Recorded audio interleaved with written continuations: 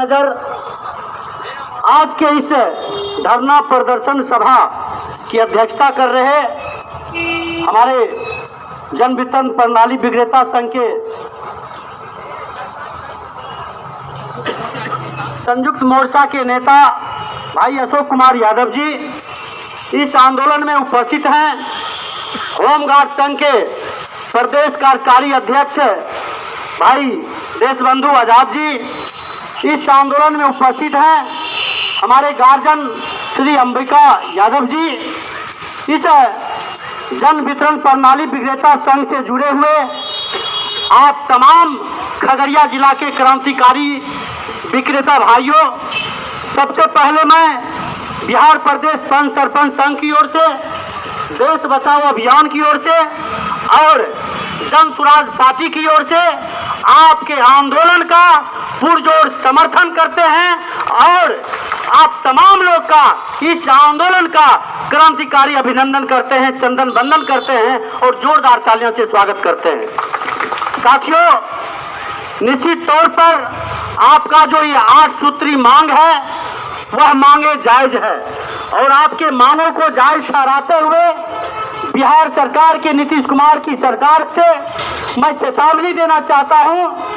कि मुख्यमंत्री नीतीश जी, आप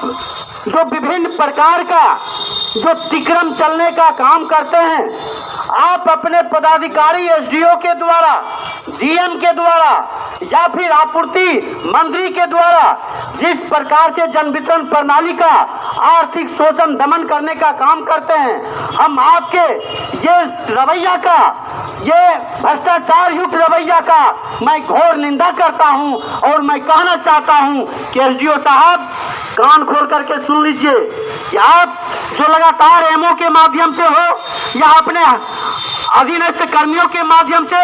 जन वितरण प्रणाली विक्रेता का जो आर्थिक शोषण करने का काम करते हैं, उनके श्रम शोषण का काम करते हैं, उनको विभिन्न प्रकार से प्रताड़ना करने का काम करते हैं और अनावश्यक तरीके से विभिन्न प्रकार के जांच करके विभिन्न प्रकार का रजिस्टर अवलोकन के नाम पर जो उगाही करने का काम करते हैं, यह आपका भ्रष्टाचार युक्त ये कार्रवाई नहीं चलेगा। और आप जो लगातार किसी को धमकी देते हैं कि अनुज्ञप्ति रद्द कर देते हैं, किसी को लाइसेंस रद्द कर देते हैं, किसी को ऑफिस बुला करके उसका आर्थिक दोहन करने का काम करते हैं, यह रवैया नहीं चलेगा। मैं इसकी घोर निंदा करता हूं और मैं आगाह करना चाहता हूं कि जब जन वितरण प्रणाली जो 24 घंटा इमरजेंसी ड्यूटी करने का काम करते हैं, कोई भी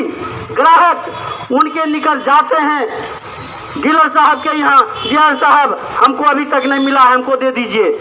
आनन फानन में उठ करके जैसे तैसे, किन्हीं कोई कर्मी भी नहीं है, खुद कर्मी है, खुद झाड़ू देते हैं, खुद तोलने का काम करते हैं, बोरा निकाल कर निकल देने का काम करते हैं। इतना प्रकार के काम करने के बावजूद आखिर इन्हें मिलता क्या है? हर तरफ से बदनामी मिलता है। इसलिए हमारा कहना है कि निश्चित तौर पर डीलर को सबसे पहले सम्मान मिलनी चाहिए और प्रोत्साहन राशि मिलनी चाहिए और इनका जो वेतन का मांग है 30,000 रुपया मासिक प्रति माह मिलना चाहिए। इस मांगों को मैं पुरजोर समर्थन करता हूं। हम कहना चाहते हैं, आप जो लगातार विभिन्न प्रकार का ये पोस्ट मशीन दे करके आप उसको तोलवाने का काम करते हैं, ग्राहक का उपस्थिति लेने का काम करते हैं, जबकि कई ऐसे ग्राहक हैं जिनका अंगूठा काम ही नहीं करता है और जिनका अंगूठा काम नहीं करेगा, काउंटिंग में नहीं आएगा, तो क्या डीलर साहब अपने घर से उनको अनाज देंगे? और फिर ये विभिन्न प्रकार का सड़ा हुआ चावल, ये अरवा चावल, जिस अरवा चावल को आम जनता तो दूर मुर्गी भी खाना पसंद नहीं करता है, सुअर भी खाना पसंद नहीं करता है, ऐसे चावल डीलर के माध्यम से आप बंटवाने का काम करते हैं और बेचारे डीलर बदनाम होते हैं। खेत खाए गधा और मार खाए जोलहा।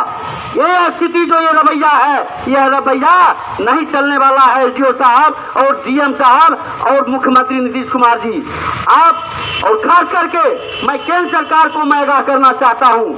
आप कहने को तो अपनी वोट बैलेंस बनाने के लिए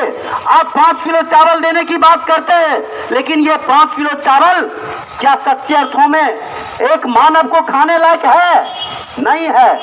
बिल्कुल नहीं है। सुअर भी पसंद नहीं करता है, ये मुर्गी भी पसंद नहीं करता है, तो आम जनता काहे पसंद करेगा? घूर फिर करके यही हो रहा है। आपके यहाँ से सरकार के खजाने से निकलती है ये चावल, एजेंट तक पहुंचता है, एजेंट से डीलर तक पहुंचता है, डीलर से फिर आम जनता लेती है और वह फिर दुकानों में जाती है और घूम फिर करके आप ही के खाते में चला जाता है। इस चावल का कोई सदुपयोग नहीं हो रहा है। इसके बजाय यदि सच्चे अर्थों में आपको जन वितरण प्रणाली को जीवित करना है, सच्चे अर्थों में जनता का सहयोगी बनना है, तो निश्चित तौर पर एक बेहतर खाद्यान्न की आपूर्ति किया जाए और तमाम डीलर को अस्थायीकरण करते हुए, तमाम डीलर को ये जो